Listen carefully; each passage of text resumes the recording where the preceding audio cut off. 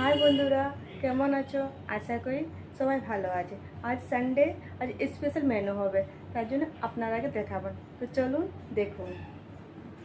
দেখুন আমার আজ মেনু মাছের মেছের দিয়ে বেসন দিয়ে বড়া ভাজা হবে, আলু বেগুন গাজর মিক্স ভেজ, ডিমটা আমলেট, ছেলের জন্য ডিম হবে, ও মাছ খেতে চায় না, তার জন্য ওর জন্য ডিমের আমলেট বানিয়ে দেবো। টমাটার ধনিয়াতে মাছে দিয়ানো হবে, মশলা और পেঁয়াজ এগুলোকে রেডি করে রেখেছি, রান্না করলে হয়ে যাবে। আর প্রেসার কুকারে ভাত চাপিয়েছি। তো বলুন কেমন আমার মেনুটা লাগলো আজকে।